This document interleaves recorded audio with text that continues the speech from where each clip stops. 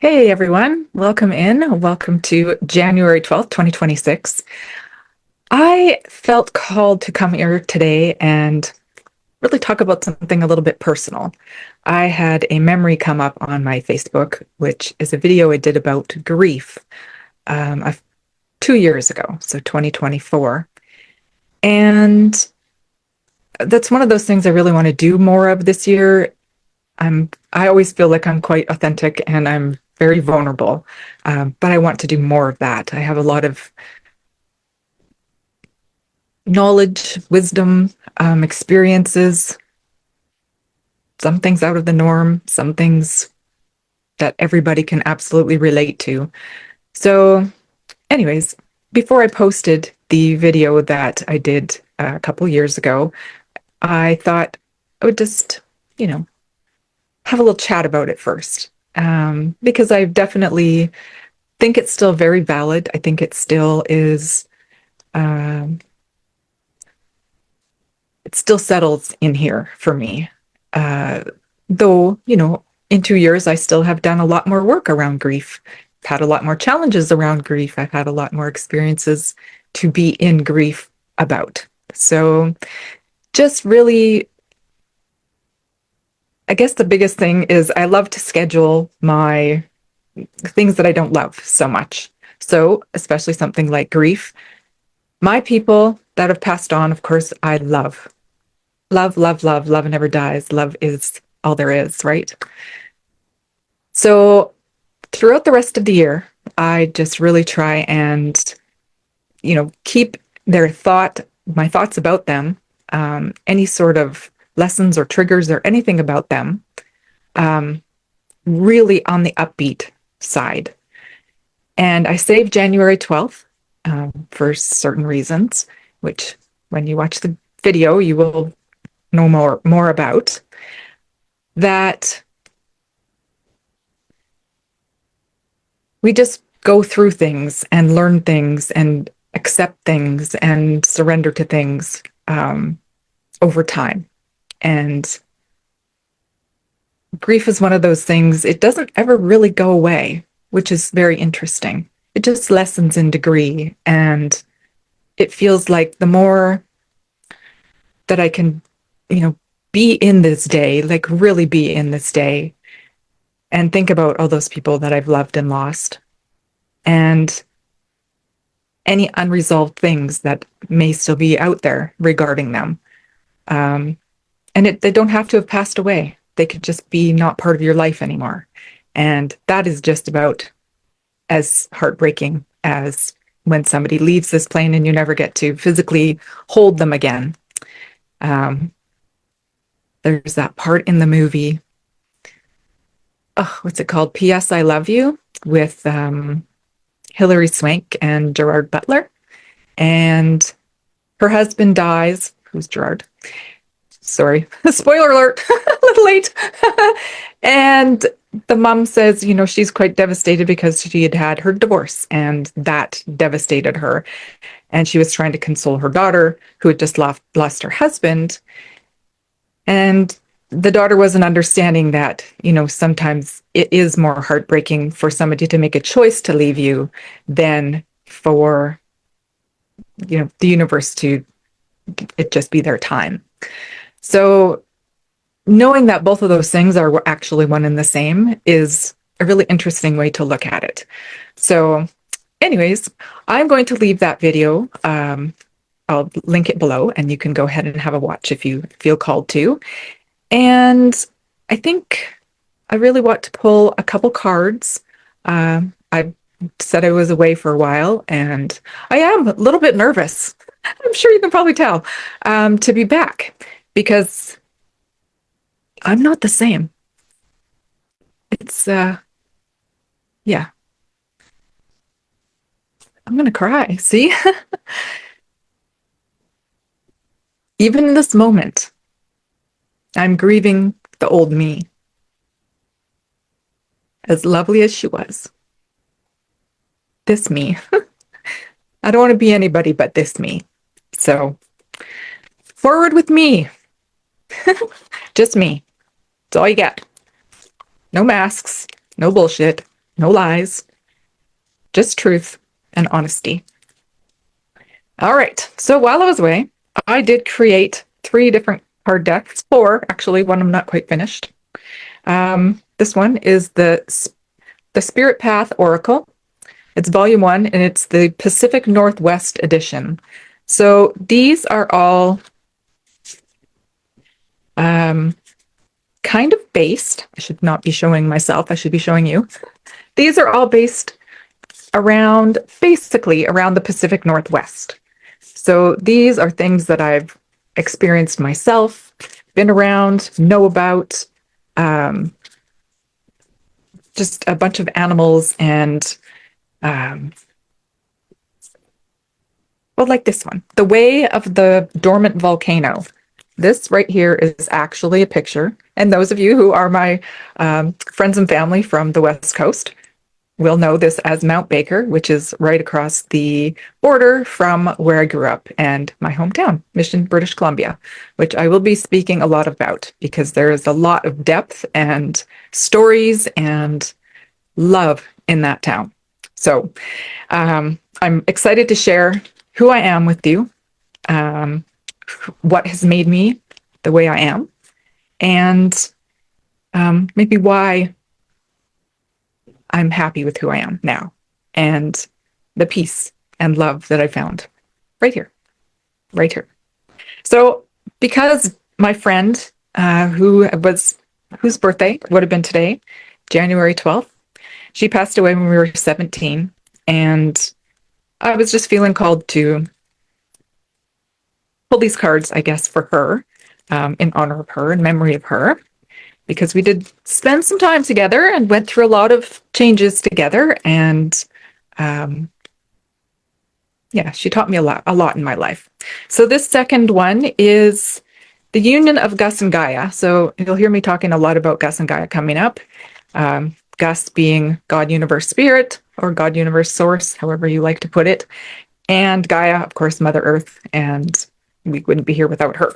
So these are more just practices that you can use.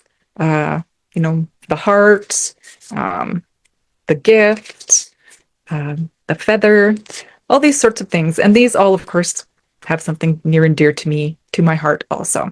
So I'm going to go ahead and shuffle these. This is the first time they've ever been out of the package. As I said, I created these myself while I was off. I was just called to. I was like a woman possessed. It was actually crazy. Like, how do you make so many cards in such a short period of time? But there's just so much pouring out of me, and I needed it to come out. And now it's out, and now there's so much room for so many other things. So I'm going to go ahead, and we're doing this Gaia and Gus first. So let's open that one. All right. The star. Align and receive. Now I'm going to have to put my glasses on because that's one thing that has not improved, my eyesight. So anyways, beautiful. I picked out these images so there's, a bit of a transmission of how I feel about things and how I think about things within these cards. So I'm going to go ahead and read this to you. Spirit message. You are aligned. You are ready. Open to receive the light and guidance that is already yours. Trust the path and follow your inner star. So the practice prompt is sit quietly and gaze upwards towards the sky or ceiling. Whisper, I align. I receive. I am guided. And visualize starlight flowing into you, illuminating your path. And then you can repeat this affirmation. I align with the divine. I am open to receive. I am light in motion, just like a star. I'm so excited. This is my first time ever using these cards. So they're not tarot cards. They are oracle cards, lesson cards, however you want to, whatever you want to call them. I think they're just very fun and I'm excited. I'm hopeful to pull at least one from one card deck per day for you all.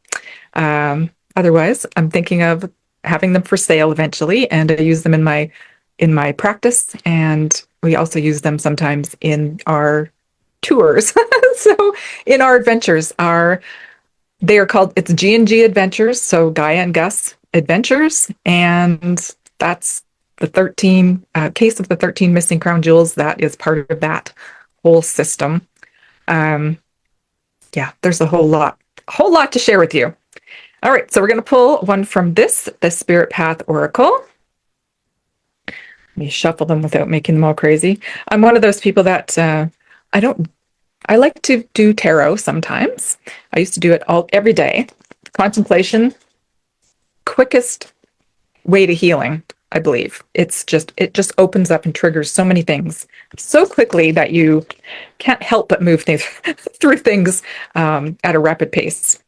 So let's get one more shuffle here. Oh my goodness. And one of the card games, yeah, there you go. One of the card decks that I've made is a game. It is sort of like a mystery game, and we'll pull that one next time. This week, hopefully. All right, so let's cut these cards and see what we get. Oh, the Way of the Hummingbird. So beautiful. Joy and resilience. Seek the sweetness. Hover in the now. So hummingbirds, so many hummingbirds. I lived in the more northern part of British Columbia in Burns Lake. So you go up about, not quite halfway, or a little more than halfway, along the line of Edmonton, up high like that. And then you got to go a couple hours west. So very remote, beautiful country, all sorts of animals and critters. But the hummingbird, we had a few feeders on our deck, and that thing was a zoo. Hummingbirds are territorial, and they really just love to be in their own space. But when they're hungry and there's food available, they don't care, especially when they're in the middle of migration. And that, where we lived in Burns Lake, was right on the migration path. And it was just incredible. The sound and the sight, like the energy that they have, you can feel the buzzing from their wings. It was just incredible. I might have a picture somewhere. Let's see if I can find that one day. Anyways, let's read this. It says, hummingbird essence, core traits, joyful, light, fast, enduring. Qualities, high vibration, adaptability, present moment awareness. Values, resilience, beauty, delight, and living fully. Elemental symbolism is air and spirit. And the mantra for the hummingbird is, I move with grace, I sip what nourishes, I return to joy. They don't have time for worrying or any of that sort of stuff. They want to get going. They want to sing their song with their wings and, enjoy the nectar and sweetness of life. And that's what they do all the time. So how very fun. So beautiful. I wonder if you have hummingbirds. Drop maybe in the comments if you have hummingbirds where you live. Not everybody does have them. And they're such a small animal. They can go so far.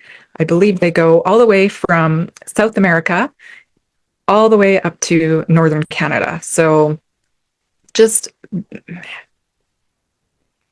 like, that's faith, right? Like, how do you decide one morning you're going to get up and fly all that way when you're that small? Like, it's amazing the things that can be accomplished when you just decide to do it. So anyways, thank you very much for joining me today. And of course, until next time, be well.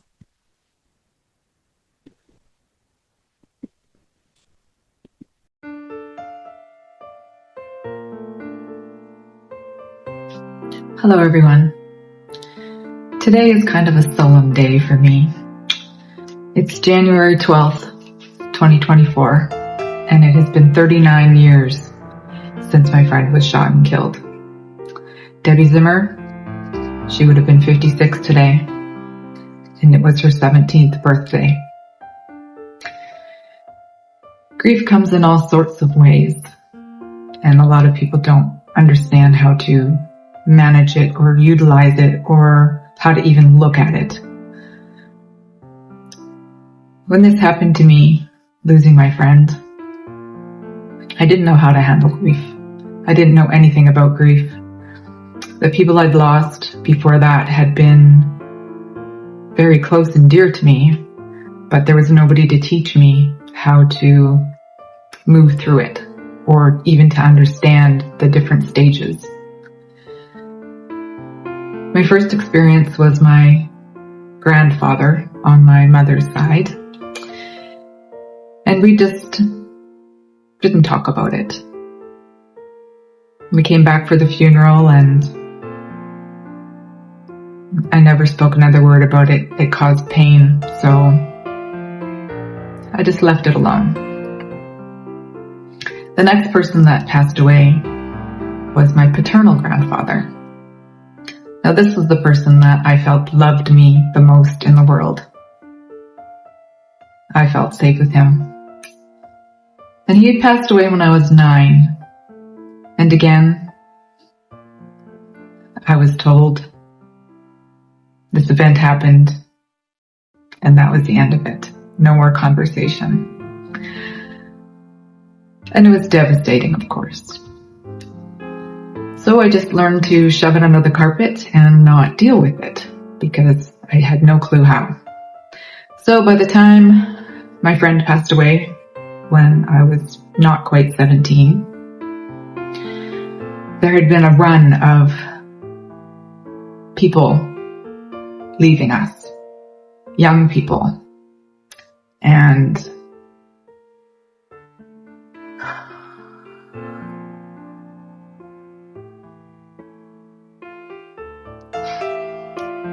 again, with no way to manage. At this time, they didn't put grief counselors in schools. We had one boy shoot himself in the stomach and pass away. We had somebody hang themselves. We had somebody huffing with aerosol. We had car accidents.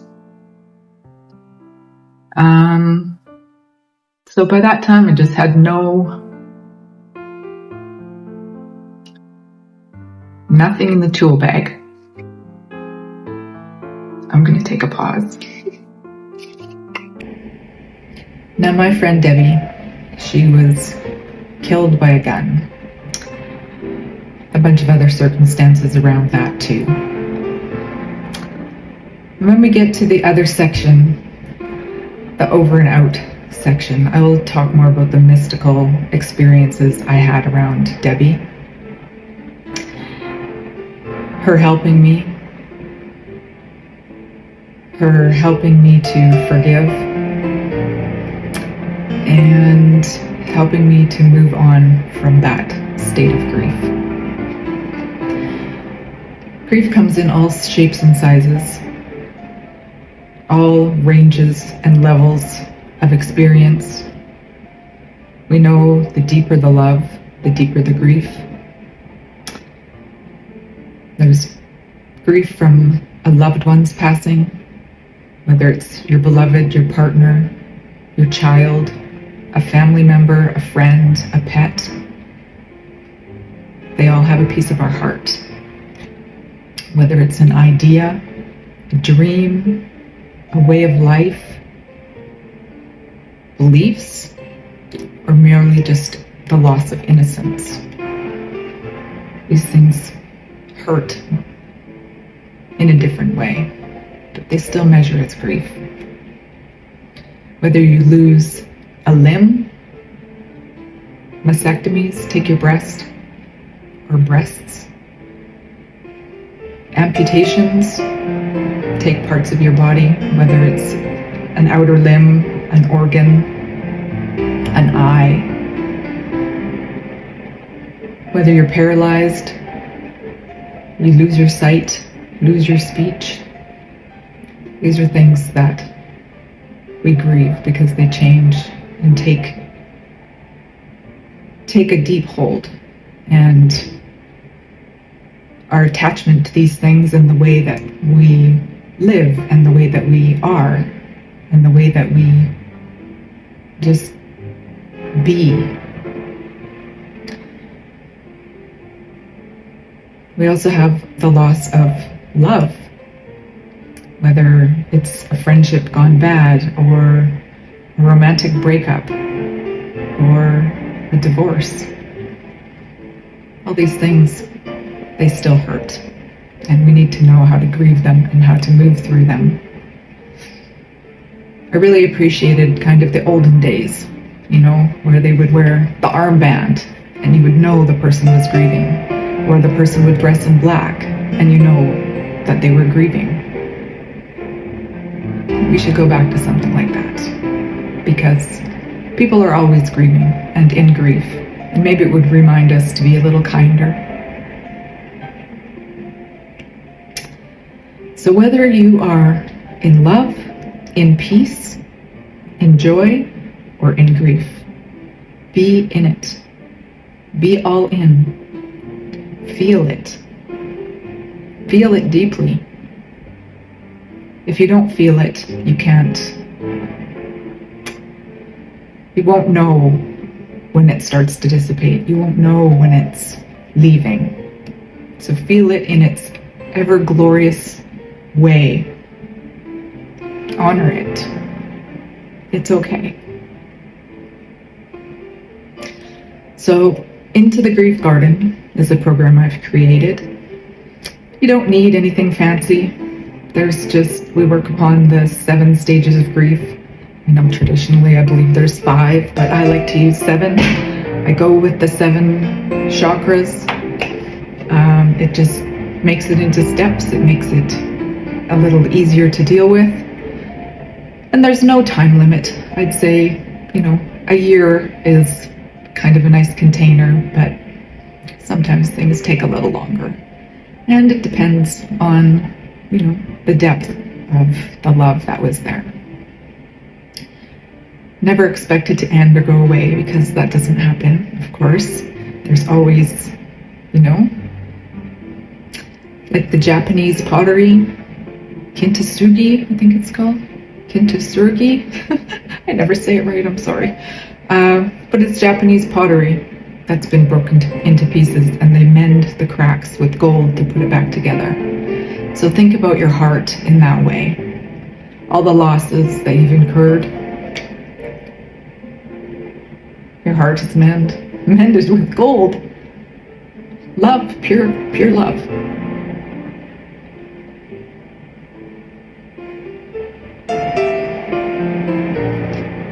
Washing windows. What is that? I wrote it down because I can never remember how to say it properly. Into the grief garden I go, to sow my seeds of sorrow and to water them with love eternal.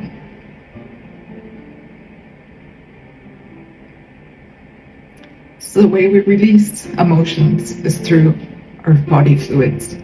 Crying is good.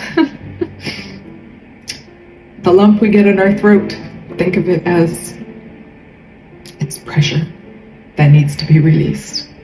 It's the love coming up, and it needs to come out. And that's okay.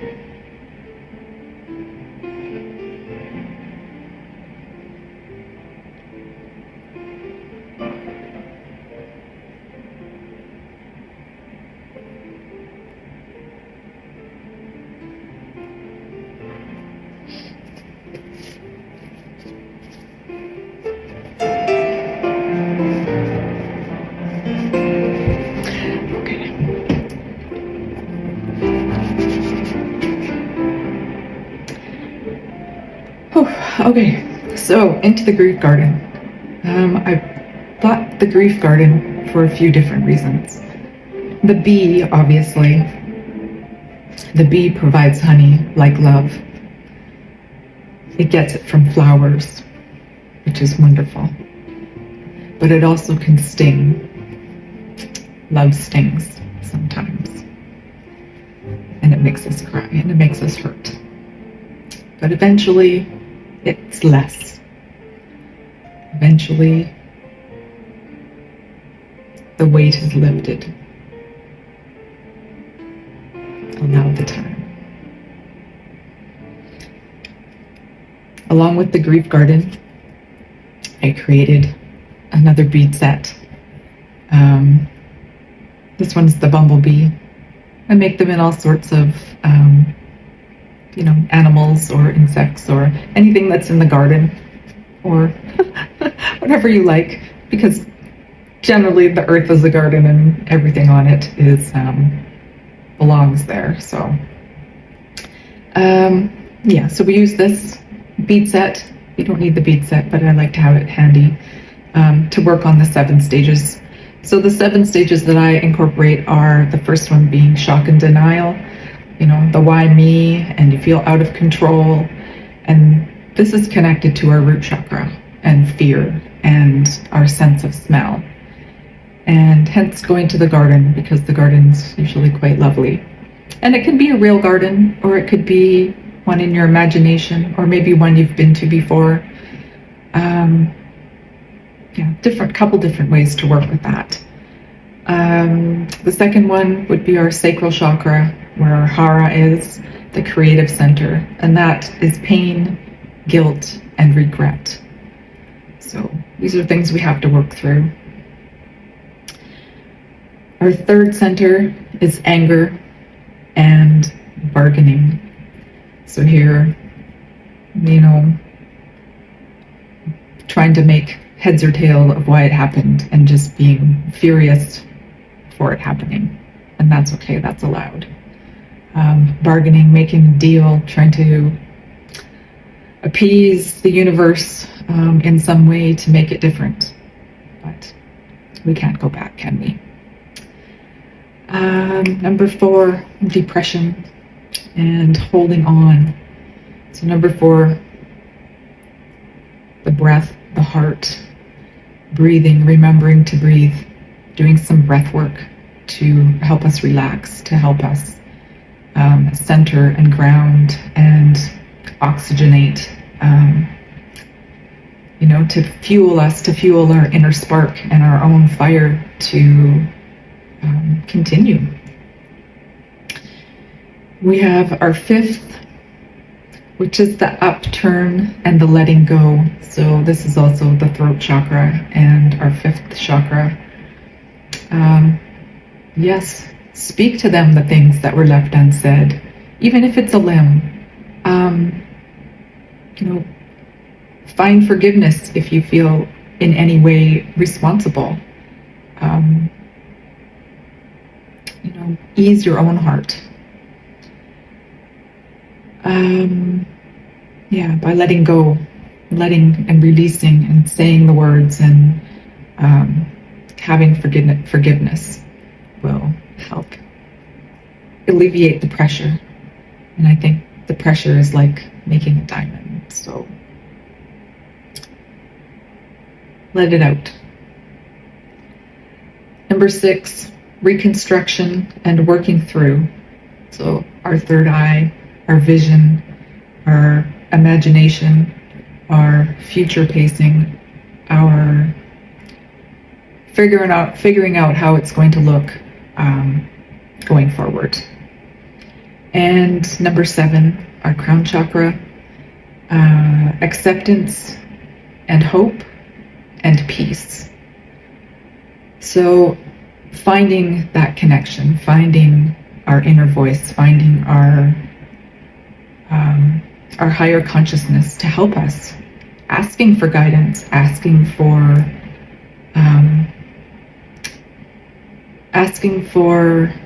relief, and in ways that you can be guided to find for yourself. Our subconscious has so much power and knows the things that can help us through the difficult times. And the more we practice, the better we get, and the easier it is the next time.